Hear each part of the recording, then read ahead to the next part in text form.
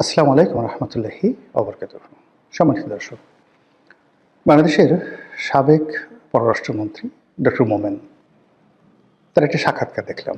বেশ হাসি খুশি, প্রাণোচ্ছল এবং অনেকটা আশাবাদী প্রকৃতির মানুষ তিনি। এবং যতদিন তিনি ক্ষমতায় ছিলেন ওরকম নেতিবাচক কোনো বিষয় তার সম্পর্কে শোনা যায়নি।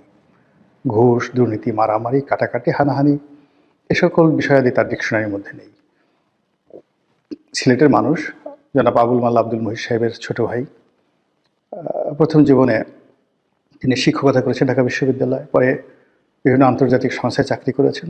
আপাতমস্তক একজন নিরেট ভদ্রলোক মানুষ। তো যারা তাকে দেখেছেন দেখবেন যে তার মাথায় দীর্ঘদিন পর চুলা ছিল, এখন তিনি পুরো টাক মাথা করে ঘুরে বেড়ান, মুখে দাড়ি রেখেছেন। এবং তিনি যখন মন্ত্রী ছিলেন তখন যে তার চেহারা সুরত ছিল তার সাথে এখন তার চেহারা সুরত ভালো হয়েছে। বাংলাদেশে একসময় নামকরা সাংবাদিক সুলতানা রহমান, তার যে একটা পডকাস্ট রয়েছে সেখানে তিনি যে সাক্ষাৎকার দিয়েছেন, সেখানে তার বাংলাদেশে পালিয়ে থাকা, বাংলাদেশ থেকে যাওয়া, তারপরে নাপিত দিয়ে চুল কাটানো, দাড়ি রাখা, অসাধারণ চমৎকার করে তিনি সেই বিষয়গুলো বর্ণনা করেছেন। আমি সেই বিষয়গুলি নিয়ে কথা বলবো না। আমি যে বিষয়গুলি নিয়ে কথা বলবো সেটা হলো যে এই ভদ্রলোকের কথাবার্তার মধ্যে কোনো রকম মুনাফেকি নেই এবং এই কথাবার্তার মধ্যে রাজনীতির কোনো কৌশলতা নেই। একেবারে তার বক্তব্যের মাধ্যমে আপনি বুঝতে পারবেন যে এই মুহূর্তে আওয়ামী লীগ আসলে কেমন আছে, তাদের চিন্তা চেতনা কী। অন্যান্য যারা ধরেন জাহাঙ্গীর কবির নানক আছেন বা অন্যান্য যে সকল নেতৃবৃন্দ রয়েছেন, বাহাদুর নাসিম, তাদের অলমোস্ট সব কথাগুলোই পলিটিক্যাল, রাজনীতির মার কাছে। কিন্তু মোমেন সাহেবের কথা আগে যেভাবে সোজা সাপটা ছিল, এখন আরও সহজ সরল বা সোজা সাপটা হয়ে গেছে। তিনি নিজেই বলছিলেন যে তিনি সহজ সরল প্রকৃতির মানুষ। তিনি বাংলাদেশে অনেক দিন পালিয়েছিলেন এই কারণে যে তার একটা আত্মবিশ্বাস ছিল যে যেহেতু তিনি কোনো অন্যায় করেননি, কর্মজীবনে কাউকে মারেননি, কারো বিরুদ্ধে একটা মামলা করেননি, কাজেই তিনি কেন পালাবেন। কিন্তু পরবর্তী তিনি যখন দেখলেন যে তার বিশ্বাসের সঙ্গে আসলে মিলছে না, অনেক কিছুই বাংলাদেশে ঘটছে যেখানে নিরপরাধ লোকগুলো মামলা মোকদ্দমায় ফেঁসে যাচ্ছেন, তখন তার স্ত্রী মহোদয়া তাকে যে প্রেশার ক্রিয়েট করলেন, বুদ্ধি দিলেন এবং সেই বুদ্ধি অনুযায়ী তিনি একেবারে পালাতে পেরে ভীষণ রকম আনন্দিত।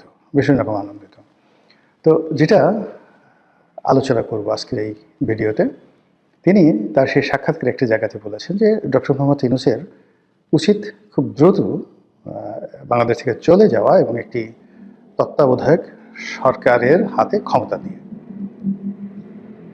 এই হলো একটা ঘটনা। দ্বিতীয় ঘটনা, তিনি বলেছেন যে এখন নির্বাচন হলে যে কোনোভাবে নির্বাচন হোক না কেন, সেই নির্বাচনে আওয়ামী লীগ বিজয়ী হবে। আর আওয়ামী লীগ যদি বিজয়ী হয় তাহলে তো ডক্টর মোহাম্মদ ইউনূস যেতে পারবে না। আওয়ামী লীগের যারা লোকজন আছে তারা তাকে পিটুনি দিবে, ওই আগের মতো তারা তাকে পিটুনি দিবে। এই যে কথাগুলো, এই কথাগুলো নিয়ে মূলত আমার একটা, যাকে বলা হয় নতুন ক্যালকুলেশন, সেটা হলো আওয়ামী লীগের যত লোকের কথাবার্তা আমি শুনেছি বা যত লোকের সঙ্গে আমার পরিচয় আছে, কথাবার্তা হয়েছে, একজন সিঙ্গেল লোক আমি পেলাম না যারা মানে গত 15 বছরের কোনো কর্মকাণ্ডের জন্য শেখ হাসিনাকে দায়ী করেন। কেউ নাই।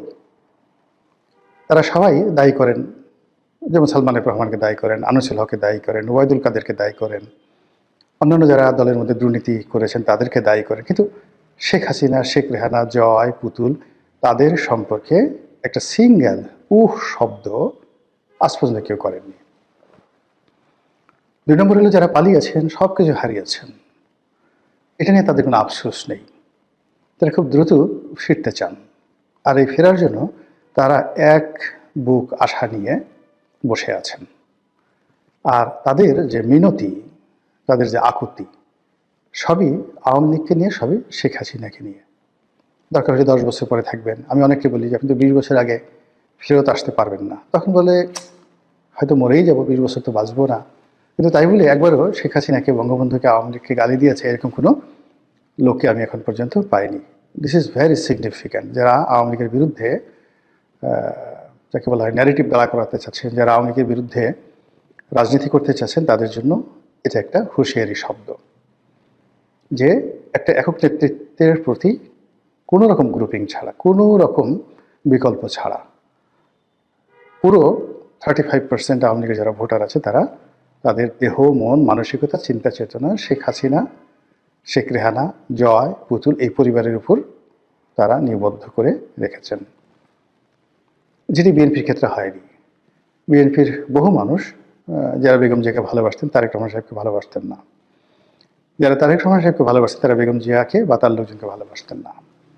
আবার তারেক রহমান সাহেবের সঙ্গে যাদের বনিবনা হতো না তারা ক্ষমতার জন্য, পদ পদবীর জন্য সামনে থাকতেন বা আছেন, কিন্তু পেছনে পেছনে কটূক্তি করতে ছাড়তেন না। কিন্তু সেটা আওয়ামী লীগের লোকদের মধ্যে দেখা যাচ্ছে না। তারা কেউ বলছে না শেখ হাসিনা আমাদের ছেড়ে কেন পালালেন, তিনি তো বিদেশে হাজার হাজার কোটি, লক্ষ লক্ষ কোটি টাকা পাচার করে এখন পায়ের উপর পা তুলে দিল্লিতে রাজার মতো আছেন, আর আমরা ভিখারির মতো এখানে পড়ে আছি, মামলা খাচ্ছি, মোকদ্দমা খাচ্ছি, আরো কত কি বলতে পারতেন না? কেউ বলছেন না, সিঙ্গেল ওয়ান নেই। This is very very significant.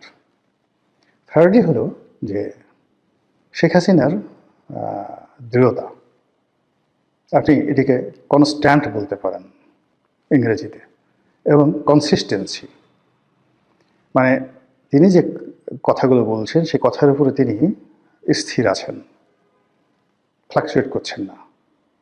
আর যে কথাগুলো বলছেন ধারাবাহিকভাবে, কনসিস্টেন্সলি যেটিকে বলা হয়, ধারাবাহিকভাবে একই কথা বলে যাচ্ছেন। আমরা আশা করেছিলাম যে তিনি বিএনপির সঙ্গে একটা সমঝোতার চেষ্টা করবেন, তারেক রহমান সাহেবের সম্পর্কে ইতিবাচক কথাবার্তা বলবেন, কিন্তু যে না, ওই যে তারেক রহমান সাহেবের আম্মা মারা যাওয়ার পর তার প্রতি যে শোক জানিয়েছেন বা তার সঙ্গে কথা বলেছেন বলে আমরা যেটা শুনেছি ওই পর্যন্তই। কিন্তু এরপরে আবার তার যে রাজনীতির চিরাচরিত আক্রমণাত্মক ট্রেন্ড, সেই জায়গাটিতে তিনি আছেন। তারেক রহমান সাহেব ব্যাপক পরিবর্তন হয়েছেন, সুন্দর করে কথা বলছেন, শালীনভাবে কথা বলছেন, পরিমিত বোধ রাখছেন, কাউকে আক্রমণ করছেন না, কারো প্রতি কোনো অভিযোগ দায়ের করছেন না, কারো বিরুদ্ধে কোনো নেতিবাচক মন্তব্য করছেন না, তার মতো করে তিনি কাজ করে যাচ্ছেন। কিন্তু শেখ হাসিনা সেটা না। অর্থাৎ তারেক রহমান সাহেবকে যারা বিভিন্ন রকম নেতিবাচক আলাপ আলোচনা করতেন তার সম্পর্কে, তাদের বক্তব্য হলো যে তাদের নেতার ব্যাপক পরিবর্তন হয়েছে। কিন্তু শেখ হাসিনার একেবারে ঘোরতর শত্রু যারা আছে তারাও বলতে পারবেন না যে শেখ হাসিনা তার অতীত যে কর্মকাণ্ড বা চরিত্র বা তার যে ভাবমূর্তি, অভিব্যক্তি, কোনো জায়গা থেকে এক সুতা, 1 সেন্টিমিটার বা 1 মিলিমিটার তিনি মানে নিজেকে পরিবর্তন করেছেন। তিনি আগের মতোই আছেন। কারণটা কি? কারণটা হলো যে তার কাছে এখনো মনে হচ্ছে যে শি ওয়াজ রাইট, তাকে অন্যায়ভাবে হটানো হয়েছে। দ্বিতীয়ত, তিনি যে রাইট বা তিনি সঠিক পথে ছিলেন, কারণ হলো যে তার সরকার টানা 15টি বছর এই দেশটা পরিচালনা করছে, আর এই সরকার এত সব বুদ্ধিজীবী নিয়ে, এত সব দেশি বিদেশি বান্ধব নিয়ে, আমেরিকার সমর্থন নিয়ে 17 মাসে 17 বালতি পানি খাওয়ার পরেও কোনো কিছুতেই তারা কুল কিনারা পাচ্ছেন না। তো সেক্ষেত্রে শেখ হাসিনা এই জিনিসগুলো দেখে মনে হচ্ছে যে তিনি হয়তো রাইট আছেন। এই যে আমি এখানে যে শব্দটি ব্যবহার করেছি, শেখ হাসিনার মোনাজাত, মোনাজাত মানে ডিজায়ার, তিনি কি প্রতিজ্ঞা করেন, তিনি কি ডিজায়ার করেন, কি আশাবাদ ব্যক্ত করেন, কি প্রার্থনা করেন। মোনাজাত যদি আমরা প্রার্থনা ধরি, দ্য প্রেয়ার, তো সেক্ষেত্রে আপনি দেখবেন যে শেখ হাসিনার বক্তব্য হলো তিনি বাংলাদেশে আসবেন, নেতাকর্মীদের বলেছেন সবগুলোর তালিকা করে রাখো, এবং তিনি সবগুলোর বিরুদ্ধে প্রতিশোধ নেবেন। তার দৃঢ়তা এমনই যে তিনি নেতাকর্মীদের বলার চেষ্টা করছেন যে আমি অতীতে যা কিছু বলেছি প্রত্যেকটা জিনিস করে ছেড়েছি, ইনশাল্লাহ আগামী তো এই জিনিসগুলো আমি করে ছাড়ব। এই কথাগুলো কিন্তু মানে রাজনীতির কথা নয়, বা এই কথাগুলো কথার কথা নয়, বা এই কথাগুলো তার নেতাকর্মীদেরকে উজ্জীবিত করার জন্য নয়। আমার কাছে যেটা মনে হচ্ছে যে শেখ হাসিনা এমনই, প্রথম থেকেই তিনি এইভাবেই আক্রমণাত্মক কথা বলছেন সব সময়। আমি অন্তত 81 সন থেকে তাকে যেভাবে দেখেছি, মানে যখন ঢাকা বিশ্ববিদ্যালয়ে মানে কি বলবো ছাত্রলীগ ছাত্রদল মারামারি হতো, এই বিষয়গুলো শেখ হাসিনা নিজের হাতে হ্যান্ডেল করতেন। কার আর্মস দরকার, কার অ্যামুনিশন দরকার, কার গুলি দরকার, কার বোমা দরকার, কে কটা মারবে, কে কোন জায়গায় কী করবে, এই পুরো জিনিসগুলো তিনি নিজের হাতে তদারক করতেন। এবং এটা এখন তো ওপেন সিক্রেট হয়ে গেছে। তো সেই জায়গা থেকে তার কোনো বিচ্যুতি হয়নি, তিনি আগের মতোই এরকম কাজগুলো করে যাচ্ছেন।